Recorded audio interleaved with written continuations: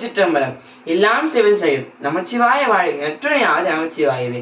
தெளிவு குருவின் திருவார்த்தை கேட்டல். எல்லாம் உள்ள பெருமான் மாடு சட்டை தாங்கி குருநாதராக வந்து நமக்கு உபதேசம் செய்த பிறகு அந்த உபதேச மந்திரத்தை நாம் தினமும் சொல்லி கொண்டு பூசை செய்து கொண்டு வர நமக்கு நிறைய விஷயங்கள் தோன்றுங்க. அதை நம் குருஞான அருமையா சொல்லியிருப்பாரு.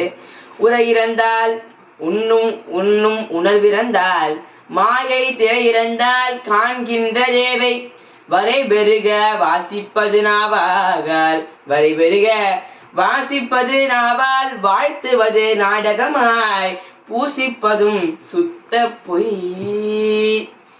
குருநாத பெருமாள் அருளிய மந்திரத்தை நாம் தினமும் சொல்லிக் கொண்டு பூசை செய்து கொண்டு வந்தால் தான் நமக்கு அந்த பூசை முழு பலனை அளிக்கும். இல்லை, குருநாதர் உபதேசம் செய்யவில்லை, நானே பூஜை செய்கின்றேன் என்று நினைத்து கொண்டு நாம் செய்தால் அது உபச்சார பூசை, அது நமக்கு முழு பலன் அளிக்காது. அப்படி குருநாசன மந்திரத்தை தினமும் சொல்லி பூஜை செய்து கொண்டு வர நல்ல வெளியே நாம் செய்த பூசை நமக்கு உள்ளுக்குள்ள உணர்வாய் இருந்து நாம் கண்ணீர் மல்க பெருமாங்கிட்ட உருகி பெருமான் திருவடியிலேயே சரணாகதியாகி நிற்போம்.